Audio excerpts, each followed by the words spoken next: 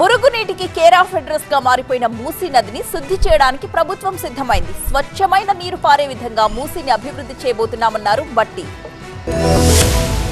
మూసీ నది ప్రక్షాళన అభివృద్ధి ప్రాజెక్టుకు వడివడిగా అడుగులు పడుతున్నాయి. ఇటీవల మూసీ ప్రాజెక్టుపై ఉన్నతాధికారులతో సీఎం రేవంత్ రెడ్డి సమీక్ష సమావేశం నిర్వహించగా తాజాగా స్వచ్ఛమైన నీరు పారేలా మూసీని అభివృద్ధి చేయబోతున్నామని అన్నారు ఉప ముఖ్యమంత్రి భట్టి విక్రమార్క. గోదావరి, కృష్ణా, మూసీ నదులను అనుసంధానం చేస్తామని తెలిపారు.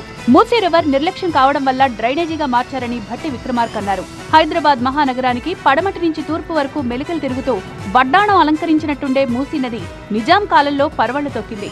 నగరంలో 55 కిలోమీటర్ల పొడవుతో విస్తరించిన మూసీ నదికి పూర్వ వైభవాన్ని తెచ్చేందుకు గతంలోనే Musi river front development corporation ఏర్పాటు చేసినా పెద్దగా పురోగతి లేదు. ప్రస్తుత ప్రభుత్వం ఈ ప్రాజెక్టుపై ఫోకస్ పెట్టడంతో మళ్లీ ఆశలు చిగురించాయి. హైదరాబాద్ లో జరిగిన సిఐఐ సదస్సుకు ముఖ్య అతిథిగా హాజరైన భట్టి మూసీ పరివాహక ప్రాంతంలో check dam, children park, flyovers, entertainment, boating తదితర ఎసెట్స్ ను పీపీపీ పద్ధతిలో అభివృద్ధి చేయబోతున్నట్లు వివరించారు.